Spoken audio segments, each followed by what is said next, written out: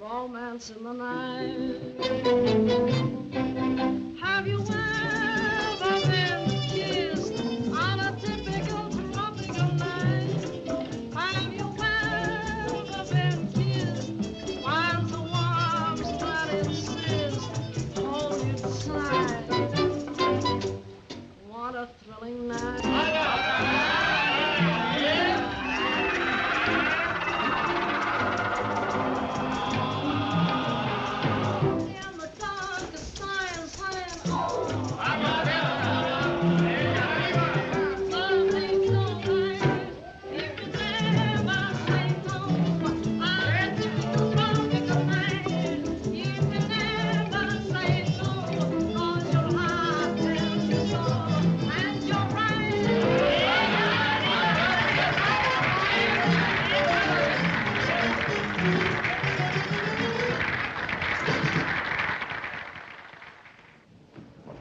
Always you think of her. I will not let this Americano woman take you away from me. You mean more to me than anything in the world. I've hardly known you but an hour. You may kiss my hand. And tomorrow, perhaps, you may kiss me. Until tomorrow.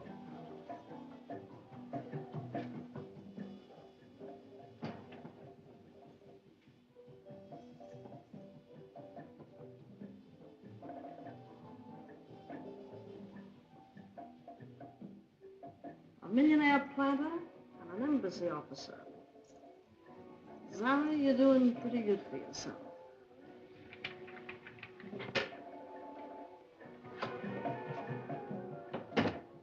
I thought I told you to leave that key the last time you were here. You do not think you can discard Rico so easily, do you? Well, if necessary, I'll have to do it the hard way.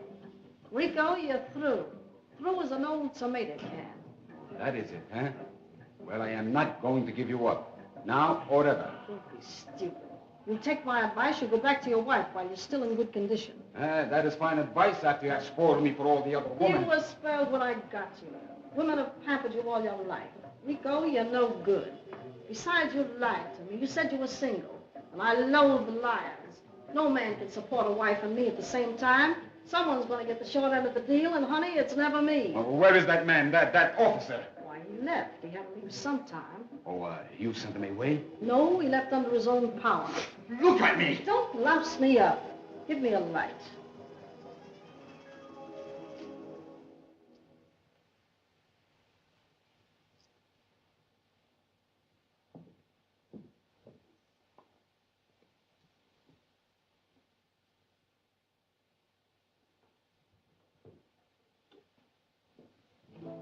Isn't it wonderful? Uh-huh. Listen, Rico, where I come from, they call this pulling a fast one on you. Giving you the business. Why don't you make yourself scarce? Because I'm veteran myself. Very well, Chiquita. Let us make an end. An end for the two of us. Well, what do you mean? If I cannot hold you in my arms any longer, no one else will ever get the chance. Well, why don't you shoot? Oh, you can't do it. No, you can't. Oh, what am I doing? What am I doing? That's what I'm trying to figure out. Oh, my darling, I love you. I love you. Zara, who is this? Who is this man? Why, I've never seen a man before in all my life. Oh, Zara. Get out of here. Very well, I will go. Let me tell you something. She will do the same thing to you as she has done to me. Get out.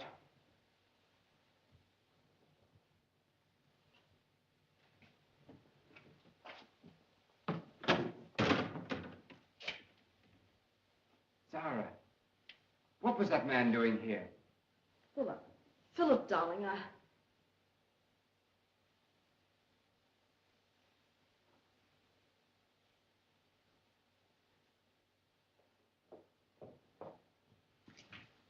You haven't answered me.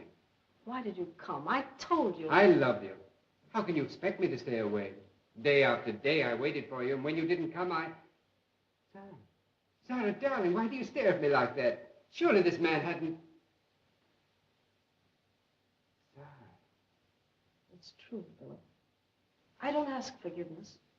I'm not worthy of it.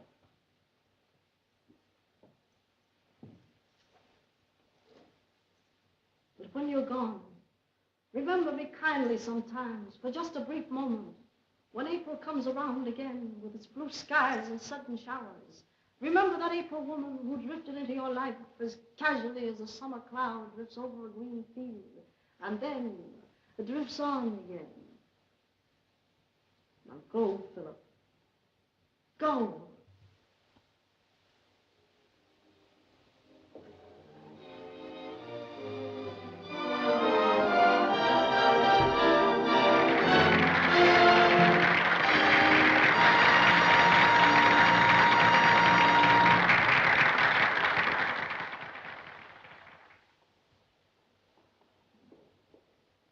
Ladies and gentlemen, we have persuaded one of the most glamorous personalities of the screen to come here so that you, in the spirit that is characteristic of you, may pay tribute in person to what you have heretofore only seen on the screen. I have the honor and the distinct pleasure of presenting the reigning queen of the cinema, Miss Marvis Ardell.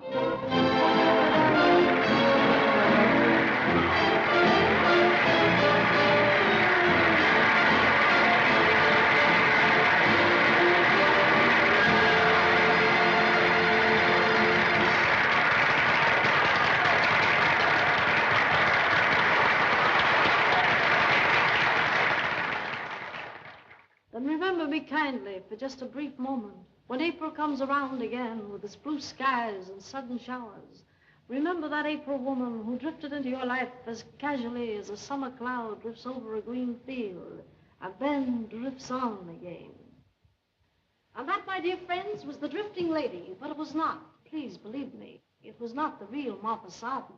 I often say to my producer, Mr. A.K. Greenfield, president of Superfine Pictures Incorporated, A.K., I say, I always call him A.K. I says to him, I say, A.K., please, oh, please let me play a part that expresses the real me. A simple, unaffected country girl who finds her happiness in a garden and a swimming pool. But Mr. Greenfield always says, no, no, Marvis, you are a great artiste, and it wouldn't be fair to deprive the world of your genius. So that is why I play these fascinating sirens you seem to like to see. But, oh, I'm such a different person, really. Beneath all this glitter, Marvis Sarton is a very human person like yourselves. If you, my dear public, could only come up and see me in my little Italian villa in Hollywood, I'm sure you'd be disappointed in the dullness and simplicity of my life there. I know it's cruel to disillusion you this way, but I have to be honest, and you must take it in the right spirit. And now, my dear friends, I want to thank you for your kind appreciation. And accept through me the thanks of my dear producer, A.K. Greenfield, president of Superfine Pictures Incorporated. Great fella. And now, my dear friends, I want to say good night. 1,000 good nights. And tell all your friends I said good night.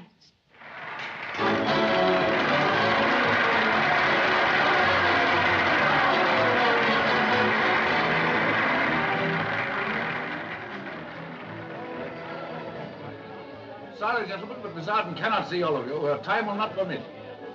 You may go in, my friend. And you? And you?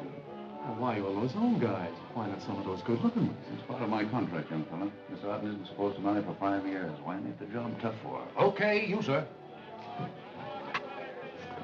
I'm sorry, but Miss Arden... I'm Francis X. Harrigan. Oh, that's too bad. I beg your pardon. We handle Miss Arden's admirers alphabetically. I'm just now getting into the B's. Rather a novel idea. I'll wait. Well, thanks. That's fine. You very big hit tonight, Miss Arden. Yes, there was a great crowd out there, full of politicians. I felt I was putting a bill before Congress. Let him in.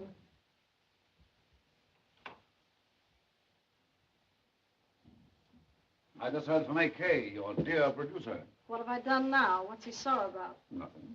And incidentally, I've never noticed his being sore at you. Well, perhaps that's why he's the producer and you're just the press agent. You mean I'm practically your slave? You are not. Slaves are generally useful. Your next personal appearance at Harrisburg ends the tour. Then back to Hollywood. Back to your Italian villa. I tell you at every performance, it's Italian. They can't spell it. How do you expect me to pronounce it? We'll be leaving for Harrisburg in an hour. You'd better hurry with your packing, Jeanette. The car will be right down at the station. Oh, no, we're not. I'm going out tonight with a friend of mine. With whom? Harrigan. He's running for Congress. I haven't seen him since I played Chicago with the Follies. Oh, no, you don't. Now, wait a minute. Every time I make a date, we're either leaving town or rehearsing or something. Jeanette, give me my black gown. Yes. My job is to keep you stainless as a lily. And I don't mean a tiger lily, either. This one, Miss? Yes. Oh, but why don't you wear that white gown? I said the black one. I think you're lovely in that white one. Now, listen, when I say... Oh, I am, huh? All right, the white one. Where are you going with that ward healer? To the palace roof, and don't you be a heel. Don't worry, we won't even be seen. I'll get a private dining room or something. And I say you won't. I'm running this show, and I'm running it till the tour is over. You're not going to hand me the same bill of goods you handed your last manager. Well, what are you going to do about it? Phone Greenfield. Tell him what I think about you. And if you don't think I'll tell him... Hello? Get me Hollywood, California. Granite 3200. Mr. Greenfield. You're a great star and can't risk a scandal. Your private life has got to be an open book. It is. I'm just looking for someone to read it. Hello? Hello, Mr. Greenfield? This is Morgan, A.K. I'm in Washington. Listen, I've got some bad news for you. Your favorite star is about to step out with some politician here. I tried to keep her out of the limelight with men. If she doesn't do what I tell her, you cancel her contract. That right? Right. Don't think I won't. Right. Right-hand man, huh?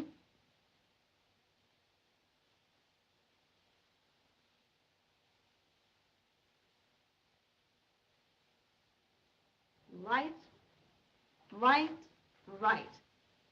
Say, I could have you fired like that. You know, if that's the way you feel about it, why don't you? I don't know. I talked it over with myself last night and we both went to sleep. Say, haven't you got some letters to write or something? Good idea. A wired AK wouldn't hurt a bit. Oh, do that. It'll keep you amused. I could like that guy if he wasn't so hard to get along with. Alice, made a D, please. Yes, thanks. Now, miss, this is a positive thrill. I always say, a thrill a day keeps the chill away. Hello. Yes? This is Francis X. Harrigan. I'd like a quiet little table on the roof for tonight. Just two. And alone, you know, seclusive. Someplace where we'll be alone. Hello. Hello, Amalgamated Press. Well, listen. Mavis Arden is the guest of nominee Harrigan at the Palace Roof tonight. The press is invited.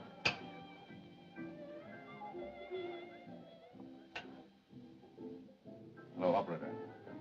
The repertorial staff of the Union News Service is invited. Palace Roof. Okay, we'll cover the story. Hello, Paramount News. Oh, here's a hot one for you. Mavis Arden, the movie star, and Francis X. Harrigan are inviting the press to meet them at the Palace Roof tonight. You ought to get some great pictures.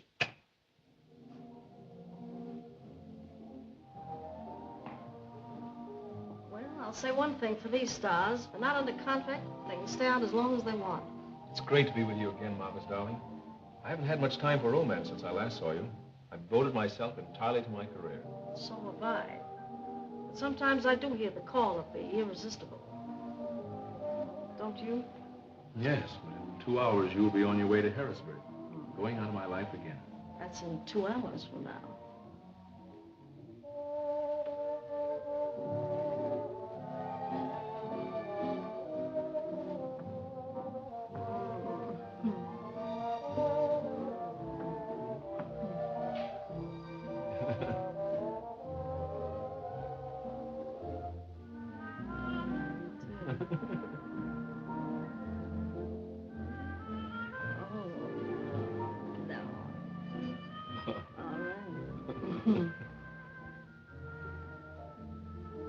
Something seems to tell me I'll be going to Harrisburg. Well, phone me before you leave, and I'll be stopping at the Penn Harris Hotel. You know, darling. I know nothing. You tell me. That's fine. Now, will you give us one with your arms around the Miss Arden? What is this? What is this? Did you? No, did you? How about a story from my paper? How long you know Mr. Harrigan, Miss Arden? What is going to happen, Miss Arden? Happen? Why, nothing's going to happen. Mr. Harrigan and I are friends. Just friends, aren't we, honey? Mr. Harrigan. Yeah, sure. I was just recalling the time in Chicago that... Well, I don't really believe the public would be interested in that, Miss Arden. What, not interested in politics? Oh, no, Miss Arden, I was only jesting. Give us a break here, will you? Okay. Have you any particular platform, Miss Arden? Well, the one I act on. Well, haven't you any political views? Well, let me see. I really... Well, of course you have, Mavis. Tell them the one about more marriages. You know. Tell them that one. Just a mouse studying to be a rat. What a platform. Marriages? Sure, let's have it. Yeah, tell us the whole story, Miss Arden. Don't crowd me, boys. Don't crowd me. What I think the country needs is more marriages, more happy homes. Look at the millions of lovely girls wasting their lives in factories, shops, offices, and restaurants just because millions of men can't afford to marry them. When April comes around again with its blue skies, and what's going to become of the country? Yeah, but what can be done about it, Miss Arden? The state should make it possible for them to marry. Endow matrimony the same as we endow hospitals and colleges. Give every unmarried girl a dowry and provide every young couple with a home, furniture, radio, and Italian villa. And a baby grand? Well, that depends whether you can play or not. But Miss Arden, I don't think that... Sorry, then you take him, boys. He knows his campaign better than I do. Pardon me, boys. All right. See you later, boys. Is that going to be your campaign, Mr. Harrigan? You agree with Miss Arden? Well, Mr. Harrigan, can we quote you in connection with Miss Arden's statement? Well, of course, I think that, well, as my constituents have so often said, I feel that I... Laugh that off.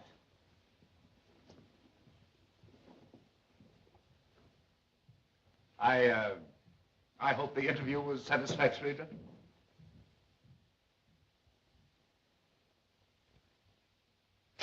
Mavis Arden advocates increased matrimony. Francis X. Harrigan endorses her views. People will think I've gone crazy. Hollywood and Washington unite in launching new campaign. Great grief. And then these pictures of us taken together. I'm ruined. Cummings, I want you to take a letter of protest at once. Send it to all the newspapers. Yes, sir. Well, let me see. To the editor.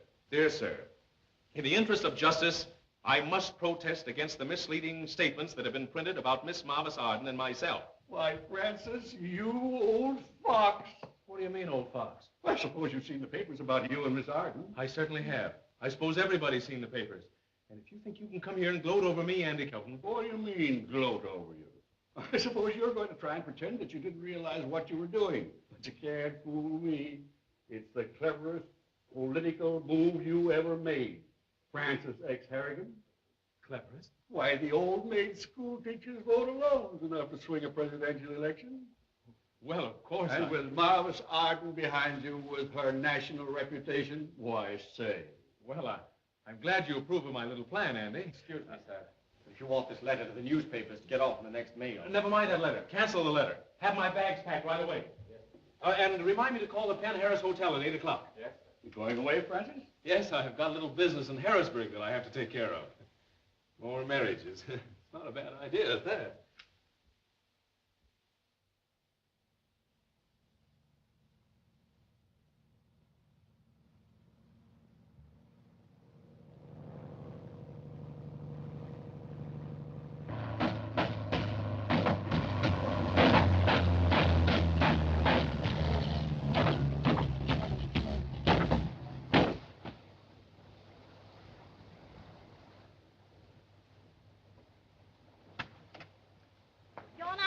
When we get back to Hollywood, my name ain't Marvis Arden.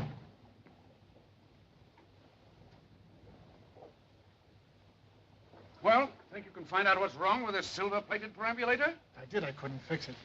She's got the toolbox full of hair wash and cold cream. Careful, my lad.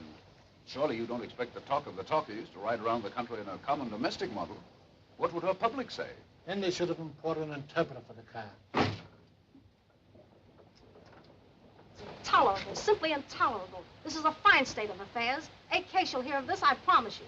He pays you all exorbitant salaries for the sole purpose of protecting me against these petty annoyances, and this is the result. I pay $20,000 for a car, have it made to order, upholstered to order, design the color scheme myself, and now it won't go. What's the matter with this screwy thing? I don't know. He don't know. Don't know, but you must know. I pay you to know. I never heard of anything so Intolerable. intolerable. Don't interrupt me. And what are you going to do, just stand idly by? I'm not standing idly by. I'm looking for a place to telephone. Telephone. You ask me, you framed this thing yourself.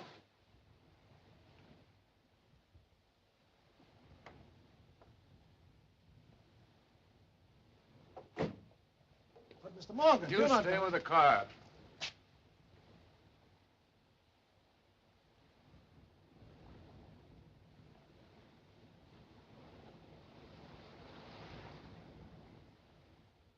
And the state should make it possible for them to marry. Period. It should ENDOW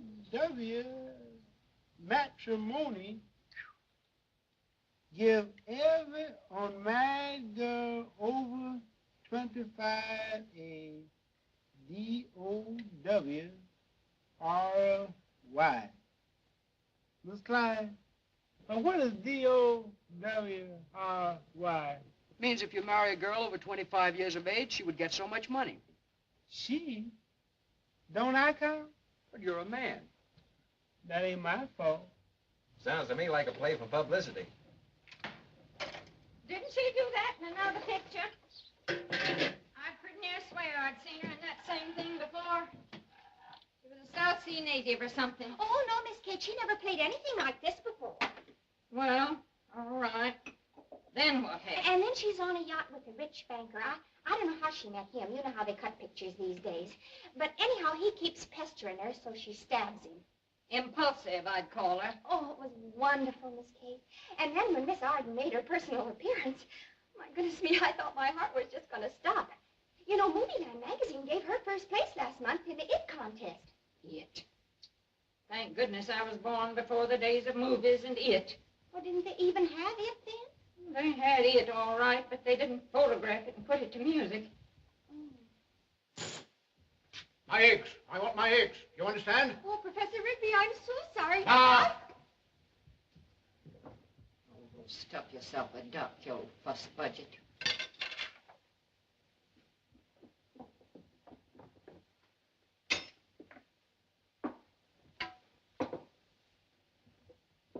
They're looking at me.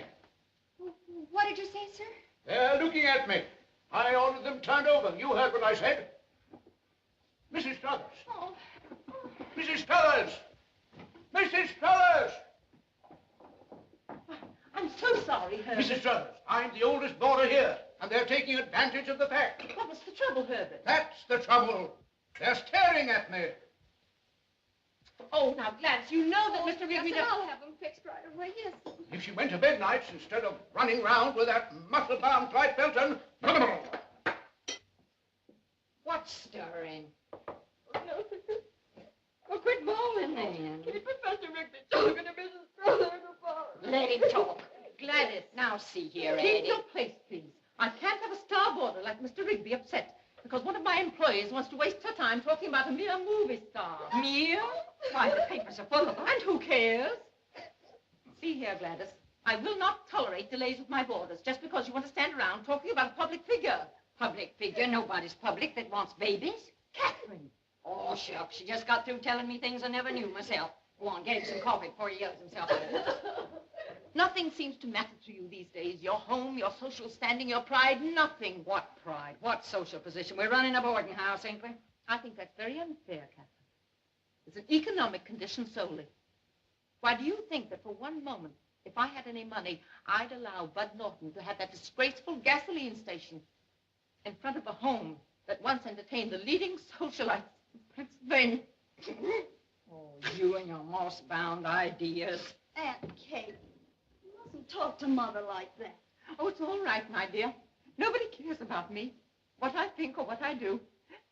It's all right. I'll leave you two alone for a minute and bang, you're at it again. If it wasn't for Bud helping us out with his filling station, it would be pretty hard going for us, I can tell you. Oh, I don't know. You don't know? Then what are you hanging around him for? You goose. Why do you suppose? We'll be able to send for the car right away, sir. We just fixed the truck. It's working swell now. Good. Now, may I use your telephone? Sorry, sir, it's out of order. How far is it to Harrisburg? 90 miles. Well, isn't that just dandy? No phone, 90 miles? I've got a personal appearance with Miss Arden at 8. You mean, is Miss Arden in that broken-down car? I hope. You mean Miss Barbie Arden, the great movie star? I wouldn't be surprised. Oh, boy. Nicodemus! Nicodemus!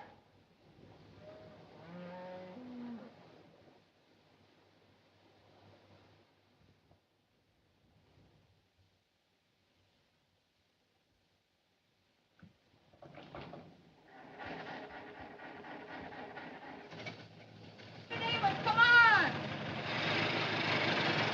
Come on, Nicodemus!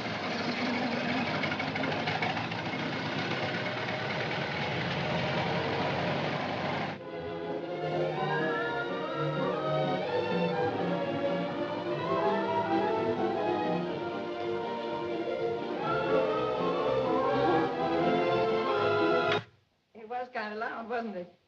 That is Carl Hudnut's orchestra. I was just trying to pick up the oboes. I know them. They're all oboes. Jack Benny had that joke Sunday night. Something I can do for you? Are you the proprietress? No, just Aunt Kate. Addie! Addie? Sorry, Catherine. Can we stay here while our car is being fixed? There's a lot to be said for the old horse and buggy yet, ain't there? You said it. May I? If it's a good cigar, you may. Folks around here smoke whip handles. Addie, this gentleman wants to know if his party can stay here till he gets his car fixed. Why, yes, of course. I have Miss Arden, the movie star. Marvis? Gladys! There's another hotel down the road about a mile. Oh, nonsense, Catherine. Mavis Arden, the movie star, in person. I'm positively thrilled. And we've just the room for her, with the loveliest petunias growing outside the window, and a beautiful hand-carved bed brought from England by my grandfather. You see, I'm really not a boarding house mistress. An economic condition. Well, I'll just get the room ready. Come, Gladys. Are you Mr. Arden? No, my name is Morgan. Morgan? Not by any chance. No chance whatsoever. J.P. and I come from two distinct families. Officially, I'm Miss Arden's counsel for public relations. Yeah, I expect she has a good many, too. Well, I can see that you aren't exactly buried out here in the country, are you? No, just waiting around to be, I guess. Now, tell me what a public relations, whatever it is, really is. Well, I believe I'm the last one in captivity. You see, Miss Arden is very attractive and temperamental. Yes, I read somewhere that she was very susceptible. Yes, well, that's one name for it. So the studio sends me along to see that she doesn't suscept too easily. Oh, yeah. You see, Miss Arden's contract won't permit her to marry for 5 years. My job is to see that she doesn't break that contract. Lucky you have a sense of humor. Humor and patience and a knowledge of the alienation of affection laws of every state. You don't The rooms are ready now in case you'd like to look at them. Excuse me.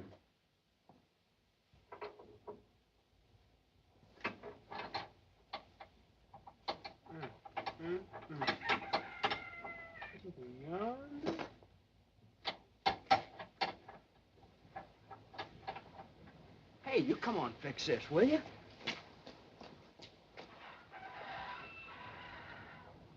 Well, if this ain't a surprise, who'd have thought I was going to see you again, right here, face to face?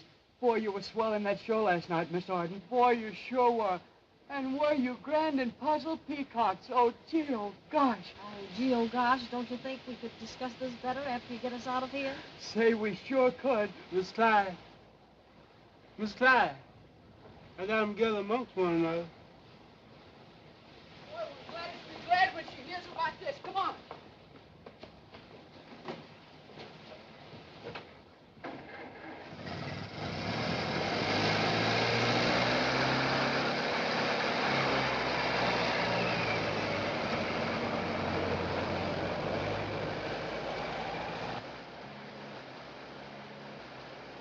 And in that big cave scene, boy, was I scared.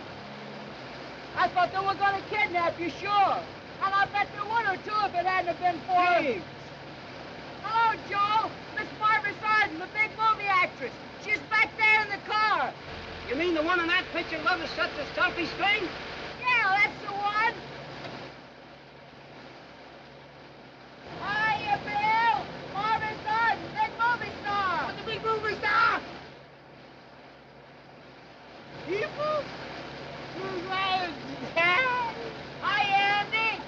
Barbara Sarden, the big movie star. She's in the back. Barbara Sarden. Turn on that radio for change. They're coming!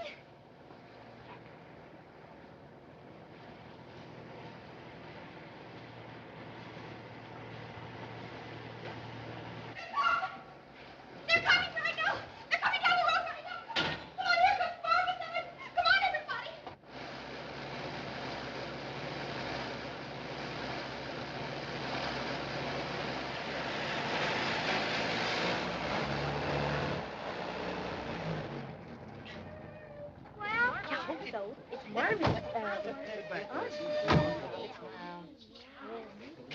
In my time, women with hair like that didn't come outside in the daylight. Sit back a minute. Sit back. Sit back. You're over?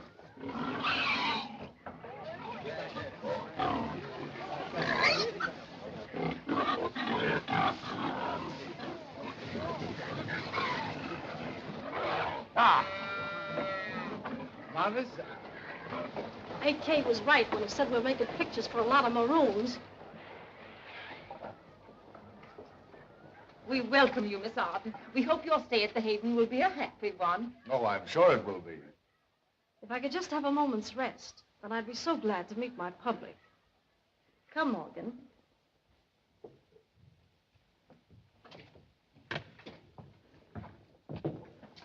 Marvis, please. Don't please me.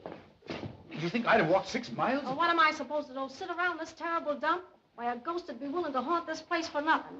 I wouldn't stay here if it was embroidered in jewels. Oh, my dear, I'm sure you don't want the good people to get the wrong impression of you. Oh, my dear, dear friends, what must you think of me? My tragic, tragic temperament. This tour has been just one intolerable thing after another. And we artists, we artistes, we live on our emotions, you know. How true. You must forgive me.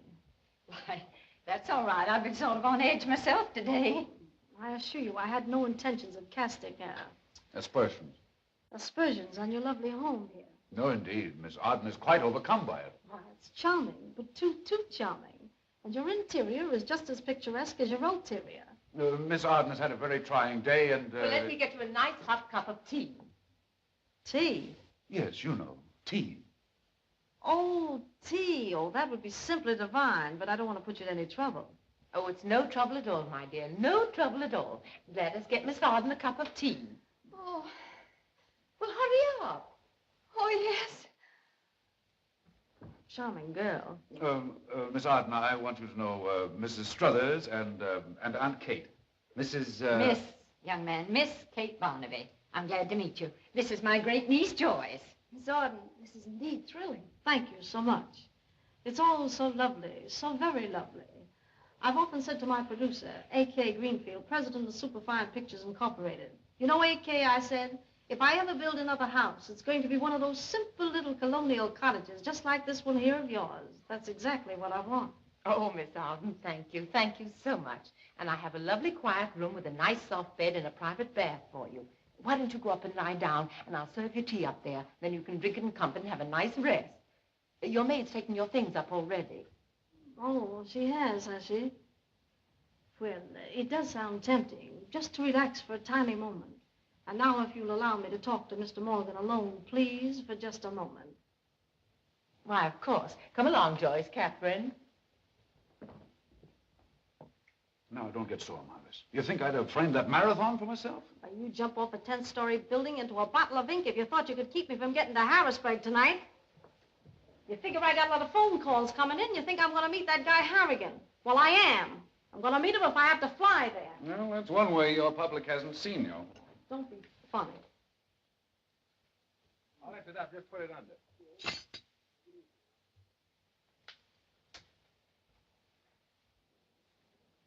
Easy. Okay. What large and sinewy muscles. Where's that room they got here for me?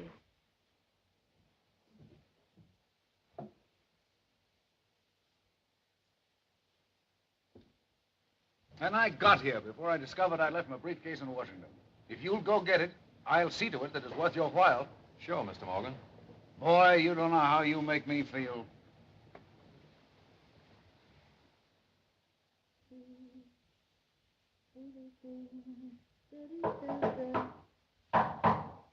Let him in. Yes, my mother.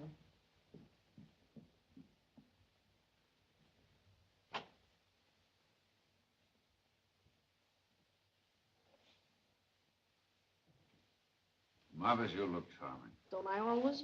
Yes, but particularly so now. I suppose it's the country air. Mm. Well, we'll be leaving in the morning. Why the hurry? I like it here. In fact, my type should get better acquainted with farm life. And here's something else that may upset your plans a bit.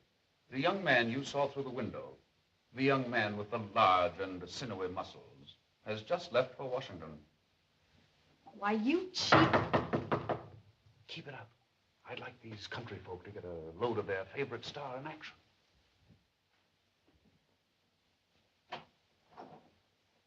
Clyde just got back from Gettysburg with the Corps, Mr. Morgan. And I thought you went to Washington. I intended to, but Clyde wanted to go, so I sent him. Would you mind coming down to the collar? Yes, and as far as I'm concerned, Morgan, you can keep going down and down and down.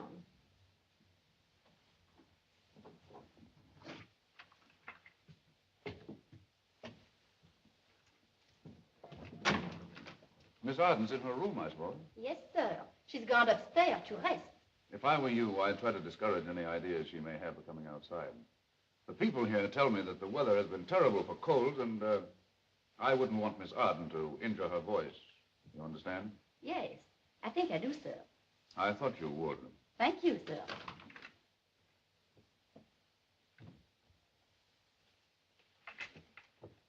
I think it's practically a miracle that you're right here in this very room, and I saw you only last night in Washington. It's the most thrilling thing that's ever happened to me. Really? Well, that's very sweet of you. You say he owns the gasoline station? Yes, and he helps support the house, too. Married, I suppose. Well, not yet he isn't, but Further talk would be a waste of time. I beg your pardon, ma'am? Oh, I was just saying, if you'll just set down the tea, I'll try and drink it. Oh, how silly of me standing here holding this tray all this time. Well, you must think I'm an awful ninny. No, my dear, not at all. Shall I pour it for you? No, I'm quite capable of doing that myself. You've been very good to me now. Miss Arden, I promised I wouldn't annoy you, but I was wondering, would you be kind enough to do something? Autograph a picture? Well, yes. Well, how did you guess? I sort of sensed it. One's senses become very keen in my profession. I've got a beautiful picture of you over in my room. I'll run and get it. Lovely, but don't run, my dear. You might fall and get hurt. I'll be here for some time, I'm afraid. Oh, this is wonderful. Golly!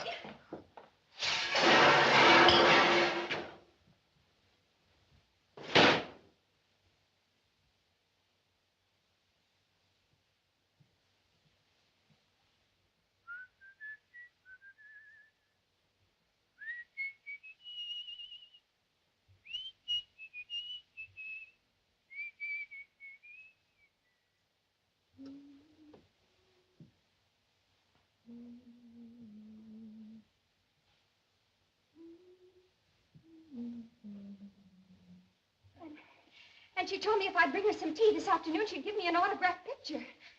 Just think of that, Joyce. An autographed picture from Miss Arden. Why don't you get a block of fresh cement? Maybe you could get her footprints. Oh, you mean like at Grauman's Chinese Theater in Hollywood? I read about that. Well, do you think she would? No, silly, I was only joking. How does it look? Oh, Joyce, that's lovely. My sister will be crazy about it. Say, do you know this morning she told me that she's going to name the baby after Miss Arden? Marvis Dackett. Isn't that too cunning for words? Why don't you go on and get your dishes done? All right, Joyce.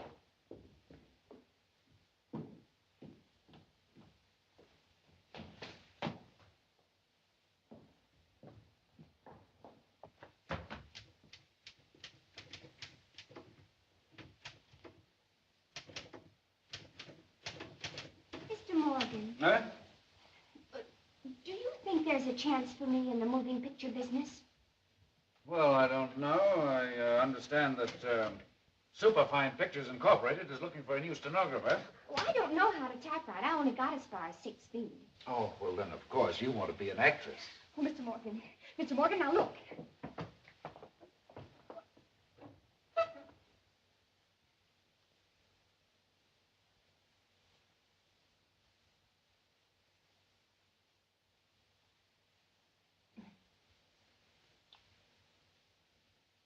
Only in love again, never wanted to...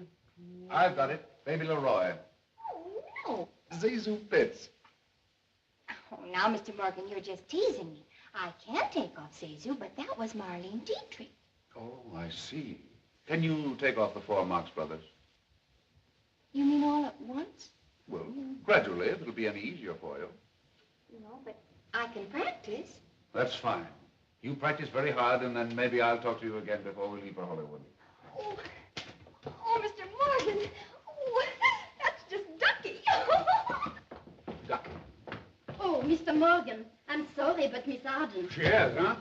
Not yet, but she's going to. I told her about the weather, and she said that wouldn't bother her any, because she was much better at pantomime anyhow. She's using pantomime, eh?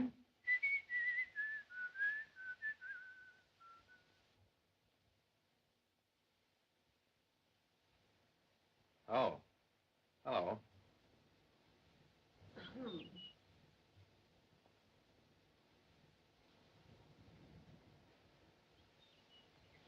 Nice and cool this afternoon. Is it? I'm sorry I don't carry spare parts. But of course not. I wouldn't expect you to. I'm terribly grateful for what you've done. But whatever... Oh, that's all right. It's really an honor, you know, to be of service to you. You think so? Oh, that's sweet. Real sweet. Oh. You know, you remind me of someone I know. I do? Just who is it? Well, I have a brother in York. Lots of people get us mixed up. His name's Ed Norton. No, I've never been in York. Have you ever been in Hollywood? Hollywood? No, but I'd sure like to go. Why, you mean you'd like to get in pictures? Acting? Yes. No, it's the mechanical part of the movies that interests me. How they hitch up the sound of pictures and all the technical details. Yes, it's marvelous. But too marvelous. Yeah. Well, I think I could do it a whole lot better. Is that so? You see, I've always been crazy about machinery, autos, radios, and all that junk. You know, put things together and take them apart. Yes, oh, like Einstein. I'm not that good, no. You never know. I've been working on a new principle of sound recording, and I think I got something. Mm-hmm. Oh, it's lovely. What is it? Oh, it's probably not worth a darn. Don't be modest. Modesty never gets you anything. I know. Now, show it to me. It's all pretty technical. I'm afraid you wouldn't understand. You don't know what an understanding person I can be, especially when it's in connection with pictures. Why, it's my life. Now, won't you tell me? Of course, you know the principle of synchronization of sound in pictures, alternating currents of light that vary with the intensity of electrons. Oh, yes. Yes, indeed. Good. Now, my idea is to utilize the theory of the stroboscope. The what? The stroboscope. Oh, yes, of course. That is, the loudspeaker makes one vibration for every time light passes the photocell. You could use an oscilloscope for that. Why not? No reason at all, you could. That would take care of the rotating, vibrating, or oscillating movements, which were apt to blur under direct illumination. I think this sketch shows it plainly. Oh, you draw beautifully. This is just rough. Now, look here. You see this line here represents the direction of the light ray. And, Why, it's a cunning little line, isn't it? and where these two lines cross... You know, you have beautiful hair for a man. Well, it's thick anyway. Wash it a lot. That's a secret. They tell you not to wash it, but that's an exploded theory. Oh. And where these two lines cross... Mm-hmm.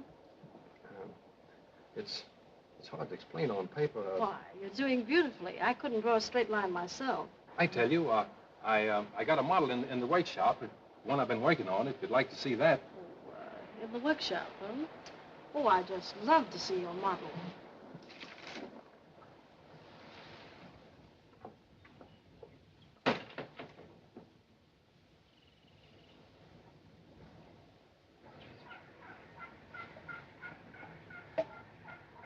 One hears such terrible things about these movie actresses. But I saw at once that she was a real lady. Bah!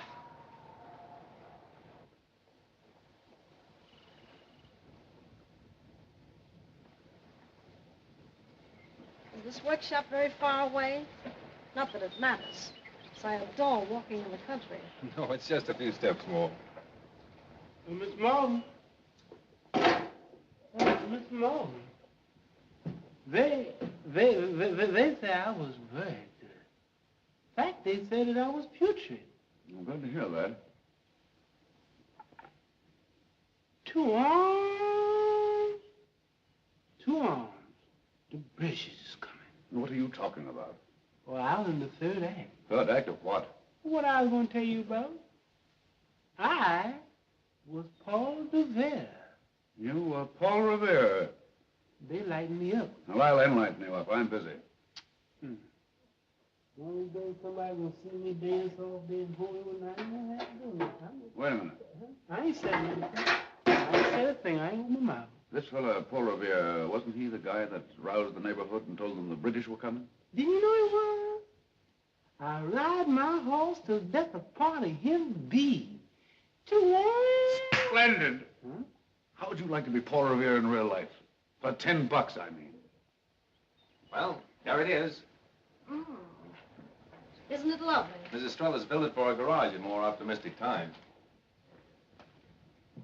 Why, it's marvelous. I could tell at a glance it's going to be sensational. Oh, that isn't the invention, Miss Arden. That's just the insides from an old phonograph.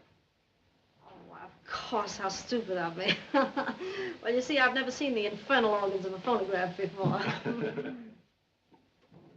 I'll have to darken the room a bit. Do you mind? Why, no, go right ahead.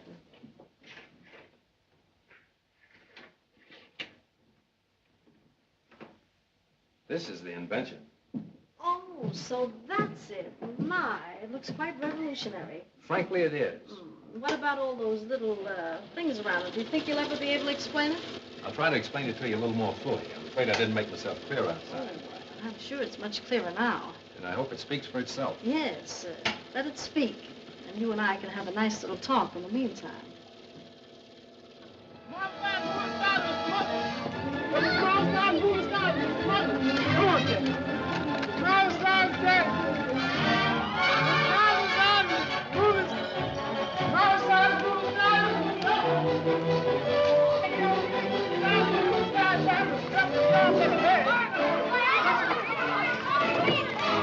You see, I've synchronized light and motion. The shuttle which controls the light beam revolves at the same rate of speed as the fan blades. They synchronize and become one, which makes it appear that the fan is standing still. But my only trouble now is to stabilize those speeds.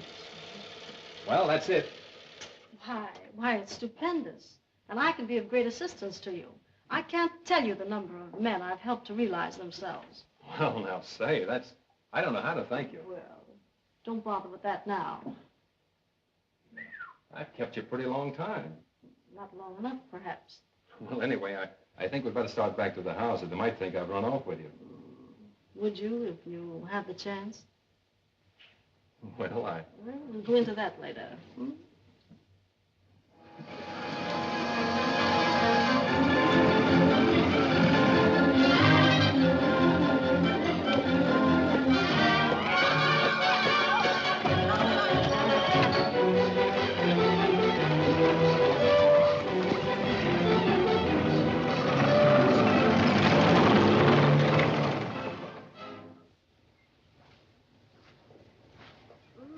Hey. What? I said, hey.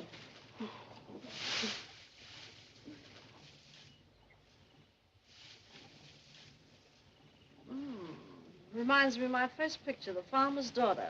Do you remember it? Well, it sounds familiar. Oh, that's the one where I start out on the farm and then wind up singing in a nightclub. Then, disillusioned, I go back to the farm in the end. It was a lovely story. I felt very sincere in it. I love it.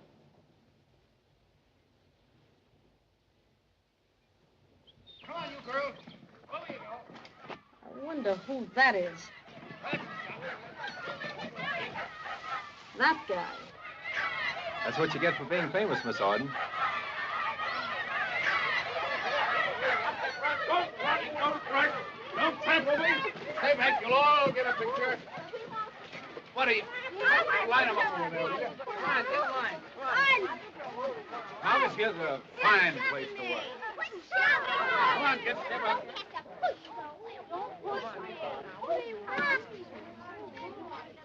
Thank you, Miss Arden. What are you doing in the haystack, looking for a needle? No, four-leaf clover.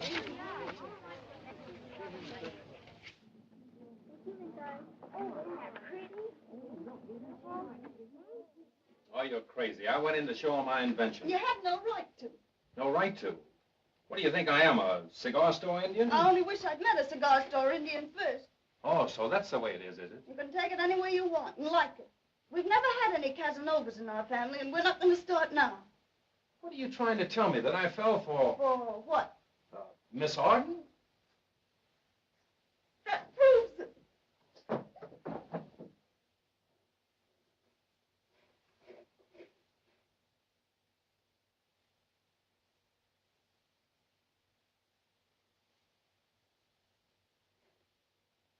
Well, if I remember correctly, you called her a hussy. Yes, and you said she was public. Now we're both right. Well, anyway, Bud's old enough to know his own mind. Not in an emergency. You just want to get rid of him, that's all. You ought to be ashamed of yourself. I came to you because I thought you were a gentleman, Mr. Morgan. Now that I see you are not, I intend to place this matter in the hands of certain people in Gettysburg who will demand and get immediate action. I tell you again, and you must believe me, Professor Rigby. Miss Arden was out there hunting four-leaf clovers. Bah! Bah to you, sir. Nature never made a sweeter woman than Miss Arden. A lady. A lady at birth. A lady now. She comes from one of the finest families. New Guinea. Oh, please, Marcus, you've got to listen to me. This fella Rigby means business. So do I. Please, please be serious. Give him 5 minutes with the scandal sheets, and you'll hear from A.K. For doing what? Oh, for rolling a hoop, playing jacks with the kiddies. I did nothing. I have a chance for a pleasant little tete-a-tete. I only borrowed the guy. I know, but Rigby is... Oh, after you get through with me, I'm Lucretia Borgia with a cup of poison in each hand and death in every glance. I'm not interested. But you'd better think of your reputation. You think of it. That's what you're being paid for. Good heavens, what else am I doing? Rigby's in his room right this minute, putting on his other pair of pants, getting ready to go to Gettysburg. Well, stop him. How can I stop him? Steal his pants. Oh, be serious. A sitting bull. Not bad for a guy that's been sitting all his life.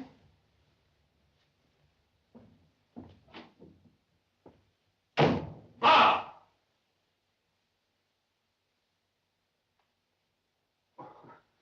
I'm terribly sorry. Sorry about what, my good man? Yes, to be sure. What? I'll tell you what I'm sorry about, Professor Rigby. I only wish I were you. You what? If I could only... No, that couldn't be. I'm her manager. Her manager. Supposedly the finest manager in the world. I don't understand. Why, the idea. Why, Crawford Slipingle is one of the finest actors in the world. Crawford Slipingle? He's the man I want her to put in her next picture. But do you know what she said to me? She said that you are the perfect type to play that particular part in her picture. I? No, 1,000 pardons, Professor Rigby. She wanted me to come to you and ask you if you'd make a screen test. Splendid actor you probably are. She's usually right, Count Huntley.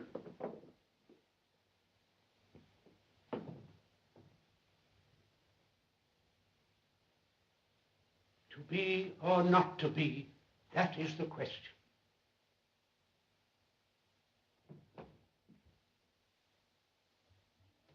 Long distance. Hello, Washington. Yes, Harrisburg's ready for you now. Go ahead, please. Hello. Hello. Penn Harris Hotel. I want to talk to Miss Marvis Arden. Are you the gentleman who left the message early this evening? I'm sorry that Miss Arden isn't here. But hold the wire. I'll see if the desk has any information. Desk clerk, has Miss Arden checked in? No. Say, did you see this? What? Why, she was kidnapped this afternoon. Can you imagine the nerve kidnapping her in broad daylight? Kidnapped? Kidnapped? Kidnapped? Hello, operator. Get me the police department. Yes. Hello, Bronson. Yes, sure, the chief of police. Hello. Hello, Bronson? Repeat. Washington Police calling all cars. Number 817. Number 817. The disappearance of Marvis Arden, the motion picture star, has been reported. A town car of foreign make, California license plate, 3W William 5, number 3W5. Can you beat that? And I seen her only last night in Drifting Lady.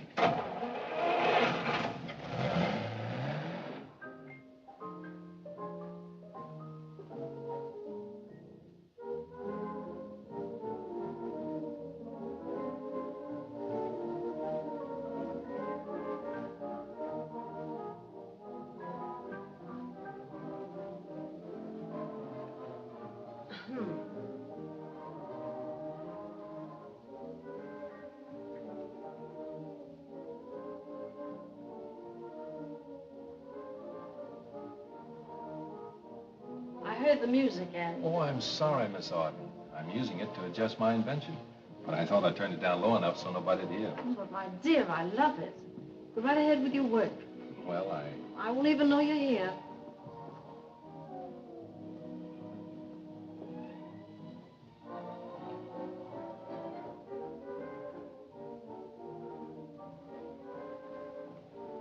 I'm afraid it's kind of chilly down here. You won't catch cold, will you? Cold? Why, I don't know the meaning of the word. At home, I lie about with hardly anything on. Well, I suppose you can get used to hardly anything. My, isn't that a divine tune? Don't you adore dancing? Yes, I do. Oh, what do you intend doing with it after it's complete? What do I intend to? Oh, you mean this? Well, I guess an inventor never thinks about that sort of thing. What would you suggest? Oh, I've been seriously thinking about it. The invention, I mean. I wouldn't be a bit surprised if it would revolutionize the whole picture business. You really think so? I know so, but you'll have to take it to Hollywood. Oh, not a chance. I don't sell enough gasoline out of those pumps of mine to buy a ticket to the state line. But you don't have to. I don't what?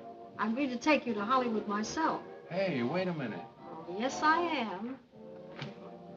I've talked it all over with Mr. Morgan. He thinks it's positively a marvelous idea, and so do I.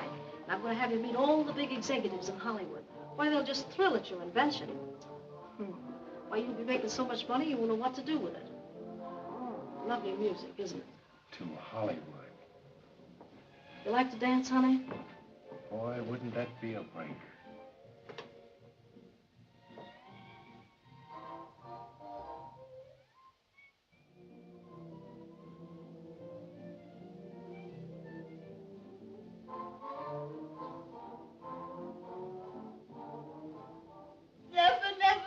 I wouldn't make up with Bud Norton if he was the finest man in the world. That's what he is, and you know it. I do not know it. Oh, Aunt Kate, I love Bud, but I'm crazy about him only now. But now what? My pride. Your pride? You mean your family's pride? Now, you listen to me. You want Bud, but you're not willing to fight for him. I had my chance once, and I was too proud to fight. Even now, when I think about it, it does something to me inside. You've got to work for love, just like we've all of us got to work to earn a living. And if this woman's got something that's taking him away, you find out what it is and add a little bit to it. If the going gets too tough or sock below the belt, sometimes you just have to do it.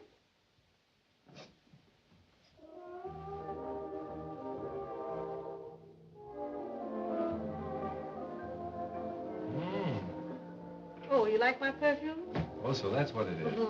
Parlez des mots, which means speaking of love. No, perfume's a wonderful thing. Why, do you know they make it out of the darndest things? Horses' hooves, potato peelings, and coal tar, and... Why, do you know there are over 600 byproducts of coal tar? Well, I always say science is golden or something like that. You mean silence is golden? Yeah, golden. 18 karat, you know.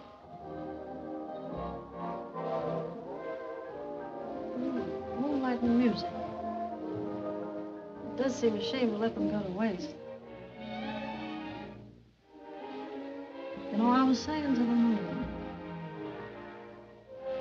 just the other night,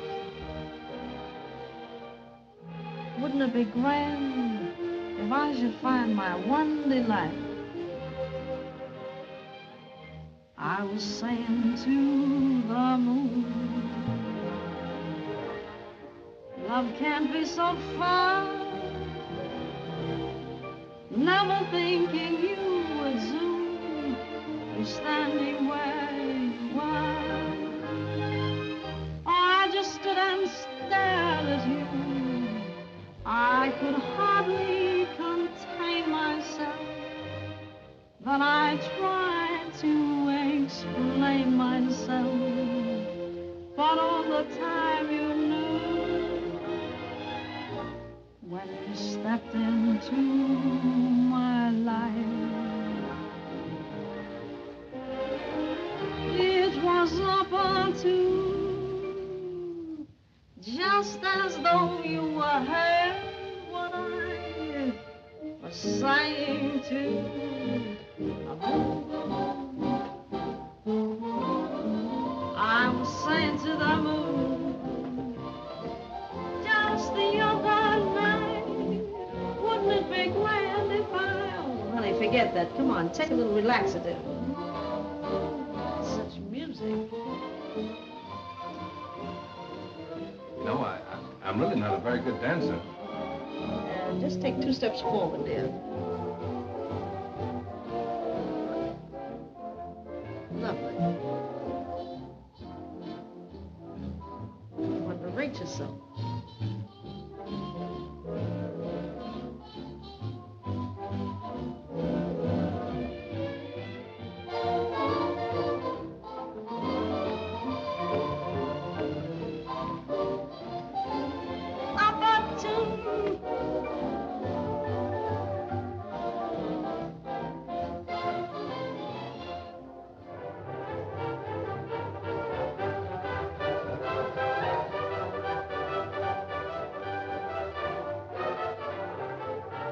Flash. Marvis Arden, beautiful motion picture actress, was reported kidnapped tonight while en route from Washington, D.C. to Harrisburg on a personal appearance tour. The police have been notified, and an intensive search is being conducted for the glamorous star of Drifting Lady.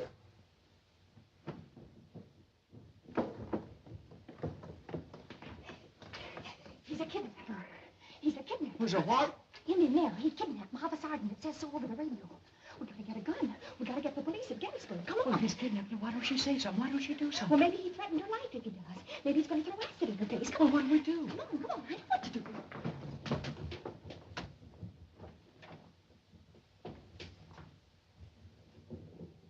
You're not very romantic, are you, dear? Well, I guess I haven't had much time for it. But I feel you could be if you let yourself go. That's what I'm afraid of. You know, honey, it isn't often I get a chance to talk to someone who understands. You don't know. You don't know how I'm suffering for my career. All because Mr. A.K. Greenfield, president of Superfine Pictures Incorporated, loves money. Money, what does it get you? Well, it seems to have gotten you pretty nearly everything a girl could want. Automobile, jewels, and swell clothes. What do they matter? And I've missed the one thing in all this world that really counts. Love. The tender, honest love of some simple man who understands me. And here I've been practically a slave, chained to a 5-year contract that forbids me to marry. A slave to A.K.'s greed for gold. Gold. It does seem terrible when you put it that way. Only I could meet someone before it's too late. Someone like you. Me? You can't mean that I'm nobody. I haven't anything. Not a thing. Honey, you got everything. Everything my dream man needs to make me happy. Do you mean that? Look into my eyes and read the truth. Yes, your eyes. It's sort of hard to tell what color they are. It's like what? It's like the water in Miller's Pond. In the winter with the sky overhead, it's as blue as anything. And in the fall, when the leaves turn, it's sort of gray-brown. And your hair. What about my hair? It reminds me of golden corn tassels waving in the sun. I've never seen hair like it outside a magazine. Oh, I guess I'm talking like a fool. No, you're just divinely sweet and I'm kind of crazy about you. Do you mean that? Do I? Why? Listening to the music?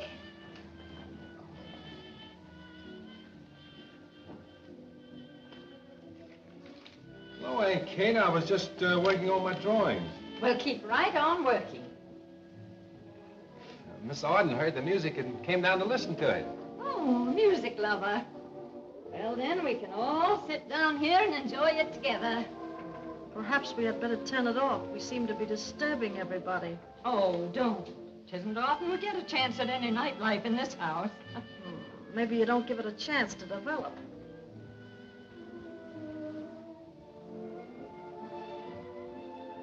Aunt Kate, don't you think it's kind of late for you? Not too late, I hope.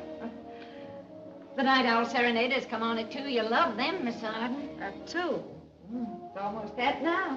Oh. I really must be going. I'm usually in bed at this hour. This must be one of your off nights. I'm beginning to think so. In fact, I'm sure of it. Oh, don't go. Oh, I thought we could have a nice visit while we were listening to the music. Oh, I'm sorry. You spoke of cooking at dinner. Have you tried this new way of cooking spinach? You take your spinach. You take your spinach. I don't need any. Good night. Well, Mr. Morgan, what are you going to do about it? If you ask me, I think you've been lying. I think you're in on this scheme to take Bud away just so you can steal his invention. And I say you should mind your own business. If Bud Norton wants to go to Hollywood, let him go. Isn't that so, Mr. Rigby? Well, You keep out of this. But Addie here? I'm talking to Mr. Morgan. Shut up! Now then, Mr. Morgan. Dear Auntie Katie, Marvis Arden isn't such a bad sort. If she's a little hard-boiled, well, she's had to be hard-boiled to get where she is. She kept on going up until suddenly she found herself a pampered, glamorous celebrity with the whole world at her feet. No wonder she's kept her head as well as she has. Naturally, she's affected sometimes. A darn few of us who wouldn't be. But underneath it all the glitter... She has a heart of gold. Well, I guess I just can't help making a noise like a double-truck ad in the movie magazine. But I more than half mean it at that. Come on, Marvis, forget about this fella. It's for your own good. You know you've fallen for him. Oh, what about it? Well, aside from the question of your contract, there's Joyce. Oh, I figure that's just a school day romance. I played that part, too. No, it's deeper than that. All right, all right. Don't try to sell it to me.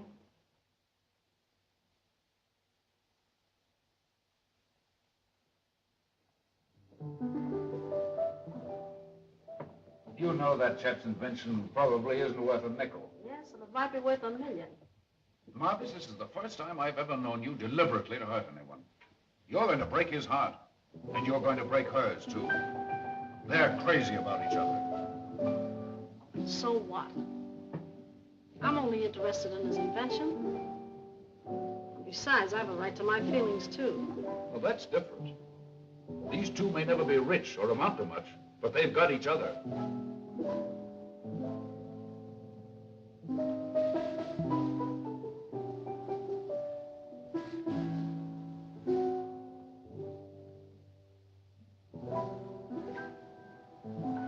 They have each other, and before long... You don't seem to...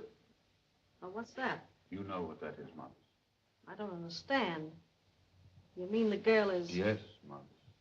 This morning she broke down and told me everything. Oh, some fine goings-on around here. Oh, now, don't be that way, Marcus. We haven't the right to cast the first stone.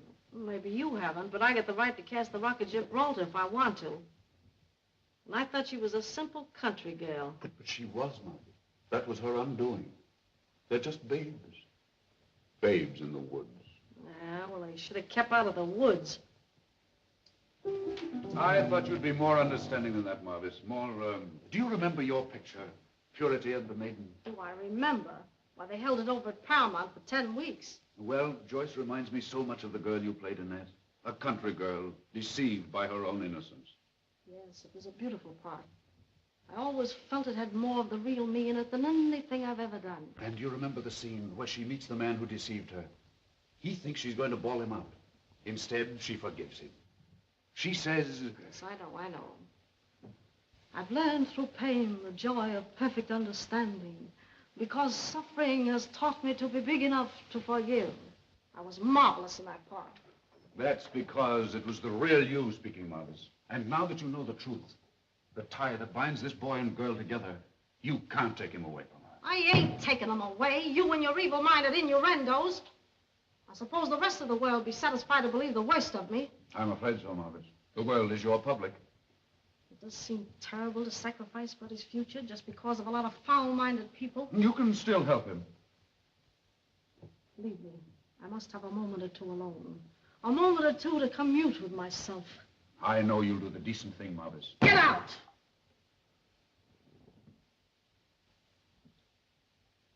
There ain't been any scandal yet. You can thank me for that. But now, if you let him go without fighting for him, you ought to be trounced with a wet willow branch. There's nothing I can do. It's too late. Oh, fiddlesticks. Mr. Morgan, did she listen to you this morning? Did she say she would? What she says doesn't mean a thing. It's what she does that counts. She hasn't made a move yet.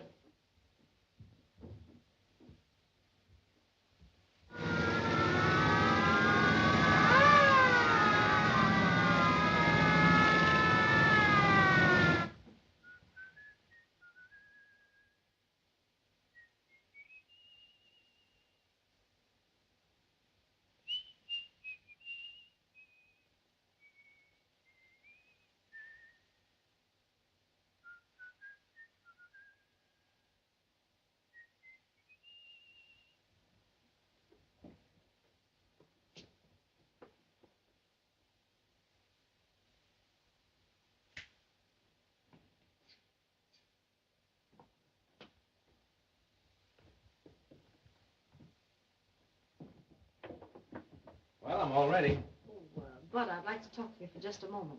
Why, sure.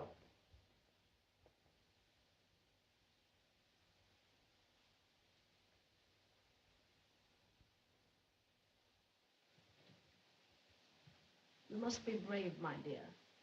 I won't be able to take you with me to Hollywood after all. Oh. No. Don't look at me with those great bewildered eyes. Yeah? Don't make it too difficult for me. Someday you'll understand, perhaps. But What's happened? I haven't done anything, have I? You haven't done anything, my dear, and nothing's happened, only that our little interlude is ended. Oh, what? I mean, it's ended. But I don't understand. Well, you see, I'm a creature of whims. And this plan was one of my mad, mad whims that I've decided to forget. Why, Miss Auden, Oh, why, you're taking it so bravely, so splendidly. But you must try and forget me. Forget you? How could I? Well, if you can't, then remember me kindly for just a brief moment.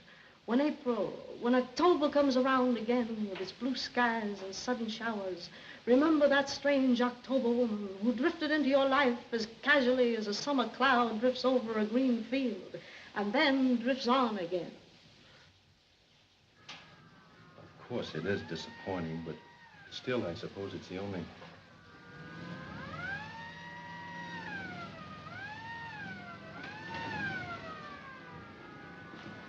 Oh, be careful. I'm sorry. Why, it'd break Gladys's sister's heart if her baby didn't get this sweater now. Who did you say? Gladys's sister. She's got the cutest baby you ever saw.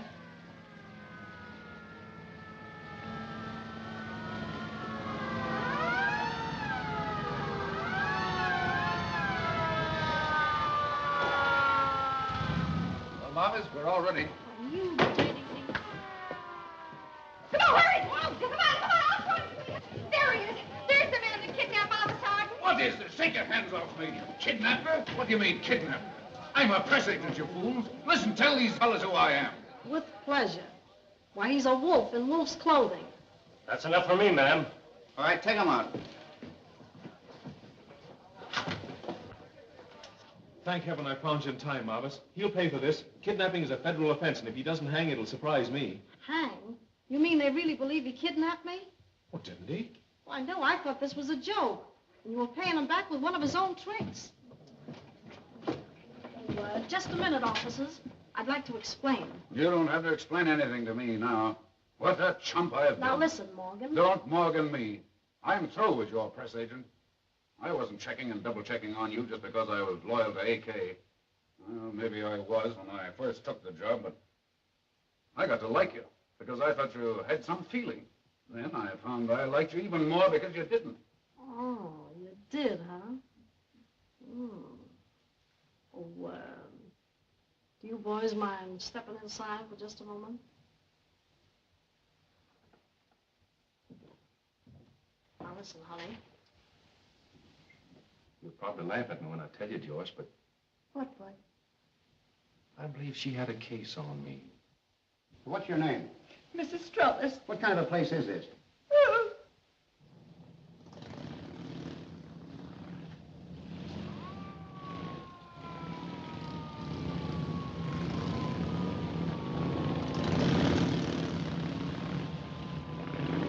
Your lips were made to kiss.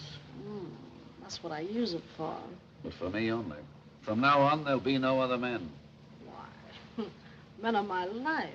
Oh, yeah? AK shall hear of this, I promise you. Oh.